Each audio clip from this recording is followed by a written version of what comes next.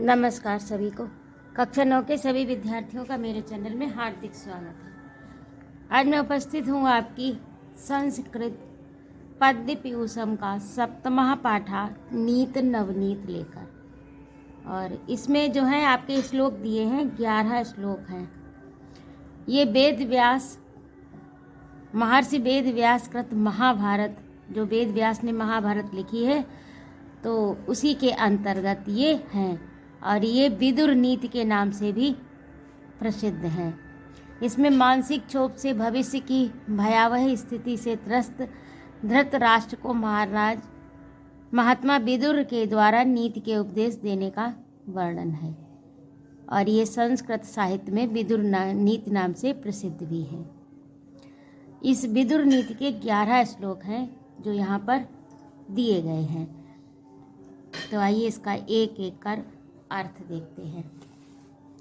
पहला है आपका, सुलभा पुरुषा राजन सततम प्रियवादिना अप्रियस्य तु पथयस्य वक्ता श्रोता च दुर्लभः।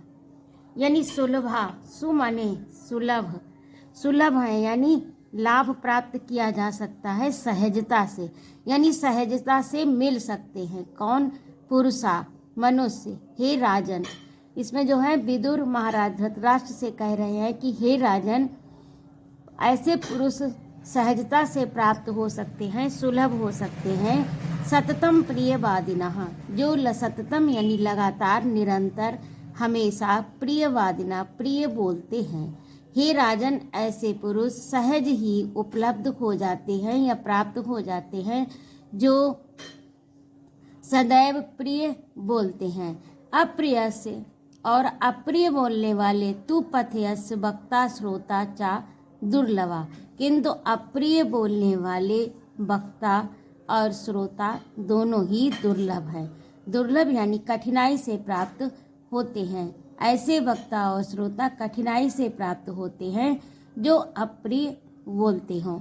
लेकिन हो कैसे? अप्रिय बोलते हो किंतु कल्याणकारी, पथ्य जो कल्याणकारी हो। अप्रिय हो किंतु कल्याणकारी बोलते हो, ऐसे वक्ता और श्रोता दुर्लभ हैं, अर्थात कठिनाई से प्राप्त होते हैं। एक बार फिर से देखिए कि हे राजन, विदुर राजा से कहते हैं, धृतराष्ट्र से कहते हैं कि हे राजन, प्रिय बोलने वाले मनुष्य सहजता से प्राप्त हो जाते हैं, किंतु अप्रिय और कल्याणकारी बोलने वाले वक्ता और श्रोता दुर्लभ है, अर्थात कठिनाई से प्राप्त होते हैं। दूसरा देखिए श्लोक, त्यजेद एकम कुलस्यार्थे ग्रामस्यार्थे कुलम त्यजेत ग्रामम जनपदस्यार्थे आत्मार्थे पृथ्वीम त्यजेत। अब एक एक शब्द का पहले अर्थ देखिए, फिर उसके बाद में इसका अनुवाद देखिए। त्यजेत यानी छोड़ देना चाहिए, एकम एक, कुलस्य यानी कुल का अर्थ है एक कुल के लिए छोड़ देना चाहिए, एक को, कुल के हित के लिए एक व्यक्ति को छोड़ देना चाहिए। और ग्राम के लिए कुल को छोड़ देना चाहिए, और ग्राम के लिए जनपद के लिए ग्राम को छोड़ देना चाहिए, और आत्मा के लिए पृथ्वी को छोड़ देना चाहिए। आइए अब इसका भावार्थ समझते हैं। यदि एक व्यक्ति के द्वारा कुल को हानि हो रही हो, यदि कोई एक व्यक्ति ऐसा परिवार में या कुल में है जिसके द्वारा कुल को हानि पहुंच रही हो, तो उस एक व्यक्ति का त्याग कर देना चाहिए ताकि संपूर्ण कुल की रक्षा हो सके। उस एक व्यक्ति के कारण पूरा कुल यदि हानि उठा रहा है या उसको नुकसान हो रहा है तो उस एक व्यक्ति का त्याग कर देना चाहिए। और इसी प्रकार ग्रामस्यार्थ यानी ग्राम के अर्थ कल्याण के लिए, अर्थ के अर्थ यहाँ पर के लिए और कल्याण के लिए आएगा। ऐसे कुल के लिए भी आएगा, ऐसे जनपद के लिए भी आएगा, ऐसे आत्मा यानी कल्याण के लिए अर्थ है। तो गांव के कल्याण के लिए कुलम त्यजेत, यदि एक कुल से पूरे गांव के निवासियों का अहित हो रहा हो, एक कोई कुल ऐसा हो जिसके द्वारा गांव का, पूरे समुदाय का नुकसान हो रहा हो, उसको हानि पहुंच रही हो, तो उस कुल का त्याग कर देना चाहिए। ग्रामम जनपदस्यार्थे, और यदि एक गांव से जनपद यानी जिला का नुकसान हो रहा हो, किसी एक गांव के कारण पूरे जनपद को नुकसान पहुंच रहा हो, हानि पहुंच रही हो, तो उस जनपद का, उस गांव का जनपद के कल्याण के लिए त्याग कर देना चाहिए। और आत्मार्थ यानी अपने कल्याण के लिए पृथ्वी त्यजेत, यदि छोड़नी पड़े अपने कल्याण के लिए तो पृथ्वी का, संपूर्ण पृथ्वी का त्याग कर देना चाहिए। तो इस तरह से आपका दूसरा हुआ। अब देखिए तीसरा और अगला।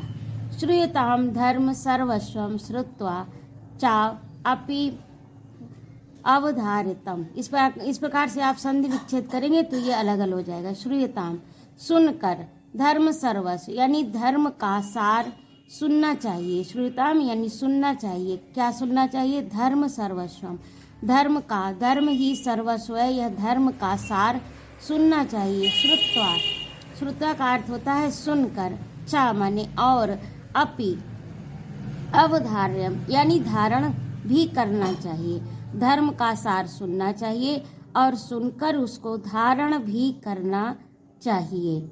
आत्मना प्रतिकूलानि, आत्मा के प्रतिकूल यानी जो अपने लिए प्रतिकूल है, परेशान न समाचरित, परेशान दूसरों को न माने नहीं, सम साथ आचरित आचरण करना चाहिए। जो अपने लिए प्रतिकूल नहीं है, जो अपने लिए प्रतिकूल है, वो दूसरों के साथ व्यवहार कभी भी नहीं करना चाहिए। क्योंकि जो मुझे नहीं अच्छा लगेगा, जो खुद को नहीं अच्छा लगेगा, जो स्वयं के लिए अच्छा नहीं है, वो दूसरों के लिए भी अच्छा नहीं हो सकता। एक बार फिर से देख लीजिए। श्रूयताम सुनना चाहिए, धर्म सार, धर्म का सार सुनना चाहिए। श्रुत्वा सुनकर, चा अपि अवधारिताम उसे धारण भी करना, चा माने और, अपि माने भी, धारिताम धारण भी करना चाहिए। आत्मानम अपनी आत्मा के प्रतिकूल यानी स्वयं के जो प्रतिकूल है, ऐसा व्यवहार दूसरों के प्रति भी नहीं करना चाहिए। अब अगला देखिए चतुर्थ। चौथे में है न विश्वसेद विश्वस्ते विश्वस्ते नाति न अति विश्वसेत विश्वासाद भयम उत्पन्नम मूल्यान्नपि निकृन्तति, यानी ना विश्वसते, नहीं विश्वास करना चाहिए। अब यहाँ पर अलग करें तो अविश्वसते, अधिक विश्वास करने योग्य जो हो, और अब जो विश्वास करने के योग्य नहीं है, जो विश्वास करने के योग्य नहीं है, विश्वसते, उस पर विश्वास नहीं करना चाहिए।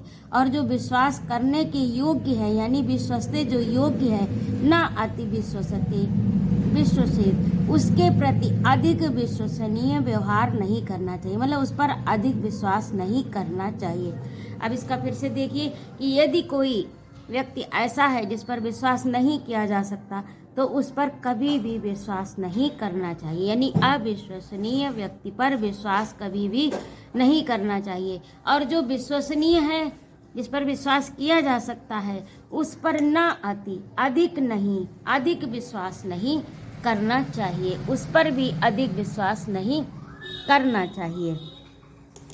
विश्वासाद, विश्वास से अत्यधिक, उससे क्या होता है? अत्यधिक विश्वास करने से विश्वासाद भयम उत्पन्नम, उससे भय उत्पन्न होता है, जो कि मूल्यान्यपि निकृन्तति, और वो क्या करता है? जड़ों को काट देता है।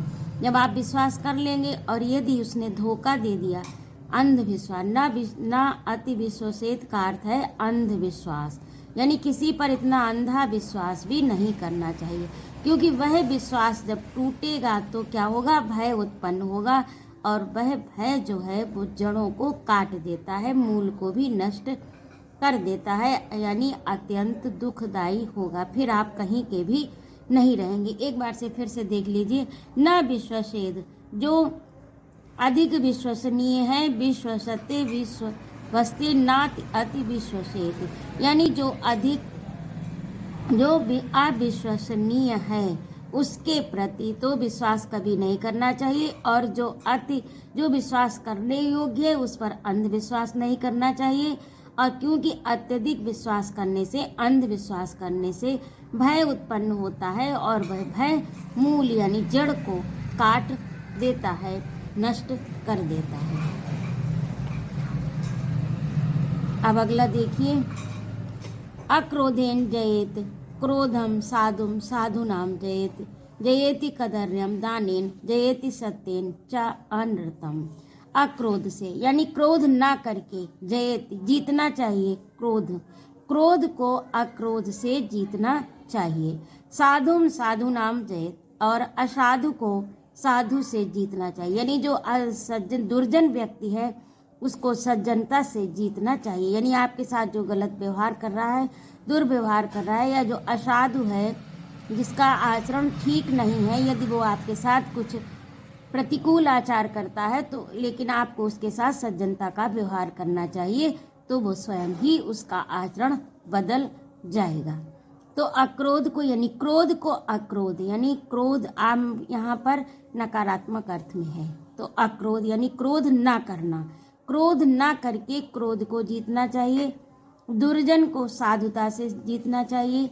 जयेति कदर्यम, कदर्यम यानी कंजूस को दान से जीतना चाहिए। जयेत सत्येन च अनृतम, और झूठ को सत्य से जीतना चाहिए। इस प्रकार ये आपका 5वां हुआ। अब देखिए अगला 6ठा, व्रतम यत्नेन संरक्षेत वित्तम आयाति याति चा अक्षीणो वित्तता क्षीणो व्रत तस्तु हतो हता। यानी व्रतम चरित्र, यत्नेन चरित्र को यानी अपने चरित्र को यत्न से उसकी रक्षा करनी चाहिए, अपने चरित्र की यत्न से रक्षा करनी चाहिए। वित्तम आयाति याति चा, वित्तम धन आयाति आता है और जाता है। लक्ष्मी तो स्थिर होती नहीं है, लक्ष्मी चंचला होती है, इसलिए वो आती है और जाती है। लेकिन अपने चरित्र की हमेशा यत्न से रक्षा करनी चाहिए। अक्षीणो वित्तता, वित्त क्षीण होने पर पुनः प्राप्त हो सकता है, किंतु क्षीणो व्रत, किंतु चरित्र क्षीण होने पर हतो हता यानी सब कुछ बेकार हो जाएगा। वह व्यक्ति मरण तुल्य होगा यानी निस्सार होगा, उसका जीना इस संसार में बेकार होगा। जिसका चरित्र चला गया उसका सब कुछ चला गया, और धन तो आएगा और चला जाएगा। धन के नष्ट होने से विशेष हानि नहीं होती, किंतु चरित्र के नष्ट होने से अत्यधिक हानि होती है। शीलम प्रदानम पुरुषे तस्य येह प्रणश्यति न तस्य जीवितेनार्थो न धनेन न बंधुभि। यानी शीलम प्रधानम पुरुष में शील यानी व्यवहार, नम्रता का व्यवहार प्रधान है पुरुष में। तद यशेह, और उसके प्रणश्यति नष्ट होने पर, न तस्य जीवितेनार्थो फिर उसका जीवित रहना, न धनेन न बंधुभि फिर उसका जीवित रहना बेकार है, न धन से न बंधु, फिर उनका धन और बंधु कुछ भी काम में नहीं आता जीवित रहने के लिए। फिर उसके लिए ये धन और बंधु बांधव कुटुंब व्यर्थ है। जिसका शील, क्योंकि आदमी का व्यवहार, मनुष्य का व्यवहार ही सर्वोपरि है, और उसको अपने शील की रक्षा करनी चाहिए और अपने सभी के साथ सद्व्यवहार करना चाहिए, क्योंकि इसके नष्ट होने पर जीवित रहने के लिए कुछ भी सब बेकार है, न धन और न बंधु। अब अगला देखिए, दिवसे नैव तत्कुर्यादि, दिवस न एव तत्कुर्यादि एन रात्रो सुखम बसेत। यानी दिन के रहने पर तत्कुर्याद वह करना चाहिए, एन रात्रो सुखम बसेत जिससे रात्रि सुख से बीत सके। यानी दिन में सारे कार्य कर लेने चाहिए ताकि रात्रि में आराम से, चैन से, सुख से रह सके। अष्टमासेन तत्कुर्यात, और 8 महीनों में तत्मने वह कुर्यात करना चाहिए।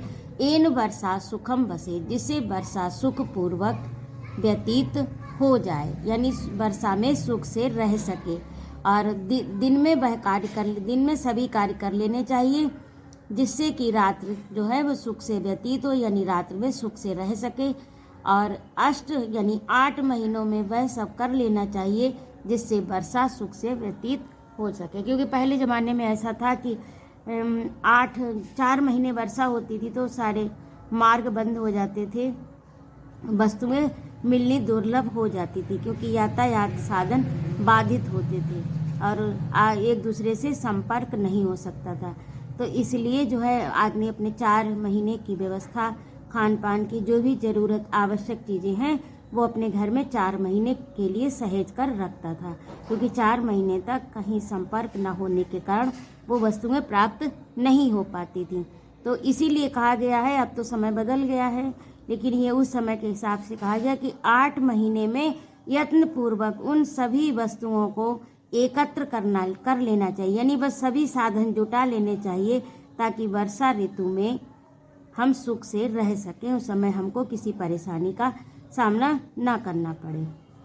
पूर्वे वयस तत्कुर्यात्, यानी वयस उम्र के पूर्व में तत्कुर्यात् वह करना चाहिए, एन वृद्धा सुखम वसेत, जिससे वृद्धावस्था सुख से कट सके। यानी उम्र के पूर्व में जब उम्र का प्रारंभ होता है तब वह सब कर लेना चाहिए जिससे वृद्धावस्था सुखपूर्वक कट जाए आपकी, यानी वृद्धावस्था में आप सुखपूर्वक रह सके। अर्थात जैसे पूर्व में होता है विद्या अध्ययन और फिर उसके बाद में होता है जीविकोपार्जन के लिए साधन जुटाना। तो ये अगर दोनों कार्य मनुष्य अपने जीवन में पहले से ही कर लेता है तो वृद्धावस्था में उसको कठिनाइयों का सामना नहीं करना पड़ता। यावत जीवेन तत्कुर्यात्, और पूरे जीवन ऐसा करना चाहिए, पूरे जीवन भर ऐसा कुछ करना चाहिए, एन प्रेत्या सुखम बसे, जिससे कि मृत्यु के उपरांत सुख से रह सके। अर्थात मृत्यु के उपरांत मोक्ष को प्राप्त हो सके और मुक्ति को प्राप्त हो सके। कहते नहीं कि अच्छा कर्म करने वाले को अच्छे लोगों की प्राप्ति होती है, तो वही सब अपने पूरे जीवन भर अच्छे कार्यों को करना चाहिए ताकि मरणोपरांत आपको स्वर्गिक सुख की प्राप्ति हो सके। तो ये था आपका 9वां।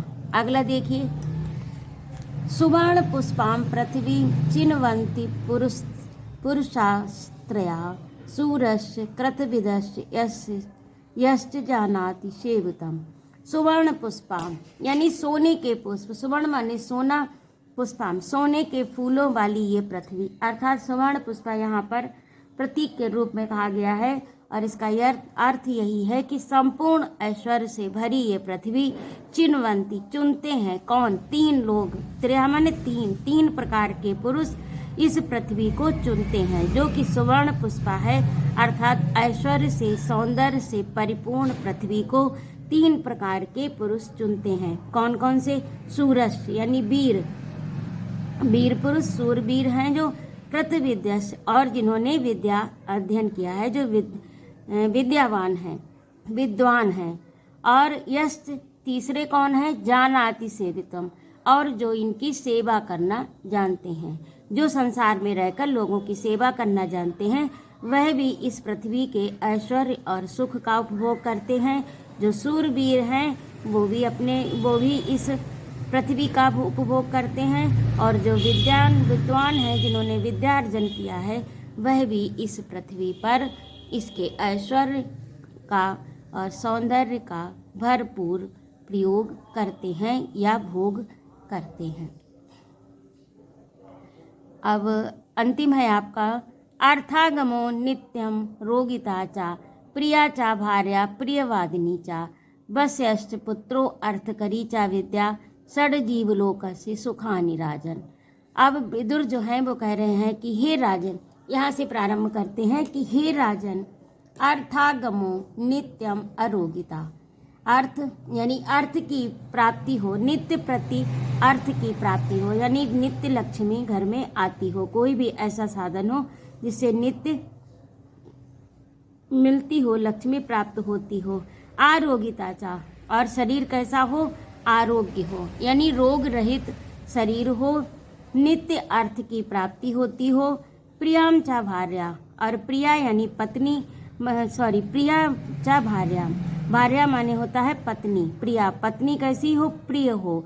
प्रियवादिनी, प्रिय भी हो, और प्रियवादिनी यानी अच्छा बोलने वाली हो, प्रियवादिनी, अच्छा प्रिय बोलने वाली हो और प्रिया हो, प्रिया यानी प्यारी हो। तो प्यारी जब ही होगी जब उसके गुण जो गुणवान पत्नी होगी वही प्रिया बन पाएगी, क्योंकि गुणवान होने के कारण ही पति के प्रेम की अधिकारिणी होगी। और प्रियवादिनी और प्रिय बोलने वाली हो।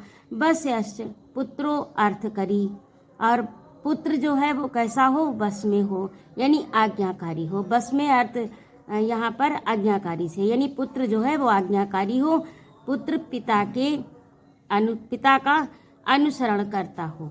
अर्थ करी चा विद्या, और जो विद्या प्राप्त हो वो अर्थ देने वाली हो, कल्याणकारी हो, लक्ष्मी भी प्रदान करती हो, कल्याण भी करती हो, हर तरह से लाभ देने वाली हो, ऐसी विद्या हो। षड जीवलोक से सुखानि राजन, हे राजन ये 6 सुख जो है वो जीवलोक से यानी जीव को संसार में, इस जीवलोक में यानी संसार में जीव को ये 6 सुख जो हैं वो प्राप्त होते हैं। इस प्रकार से ये आपका पूरा हुआ। एक बार से फिर से देख लीजिए। अर्थागमो, नित्य लक्ष्मी आती हो, शरीर आरोग्य हो, पत्नी प्रियवादिनी और प्यारी हो, प्रिया हो, और पुत्र आज्ञाकारी हो यानी बस में हो, अर्थ करी, और विद्या जो है वो अर्थ करी यानी कल्याणकारी हो और अर्थ भी देने वाली हो, दोनों प्रकार से, यानी कल्याण भी करे और अर्थ यानी धन भी प्रदान करे। तो ये 6 जो हैं सुख जीव को जीवलोक यानी संसार में सुखानि राजन, हे राजन बड़े भाग्यशाली लोगों को प्राप्त होते हैं जिनके पास ये 6 सुख हैं। तो इस प्रकार से ये आपका 7वां पाठ पूरा हुआ, 11 श्लोक। उम्मीद है आपको समझ में आ गया होगा। यदि ना आया हो तो आप कमेंट बॉक्स में पूछ सकते हैं या अपना सुझाव भी लिख सकते हैं। और यदि आपको मेरा पढ़ाना अच्छा लगा हो तो कृपया मेरे चैनल को सब्सक्राइब अवश्य करें, लाइक और कमेंट करें। उपस्थित रहने के लिए बहुत बहुत धन्यवाद। और ये जो आपका अभ्यास कार्य अगले अंक में मैं आपको इन श्लोकों के लिखे हुए अर्थ प्रदान कर दूंगी, तो इससे ये जो है आपका संदर्भ सहित व्याख्या है, ये आप इसमें से देख सकते हैं। और शेष निम्नलिखित श्लोकों का भावार्थ ये तो उसमें आ ही जाएंगे, ये सभी का अर्थ उसमें आ जाएगा। और शेष जो बहुविकल्पी हैं उनमें मोटे अक्षरों से उनका उत्तर भी दिया है, नीचे उत्तरमाला भी दी है। तो ये पाठ आपका यहीं पर समाप्त होता है। जय माँ भारती।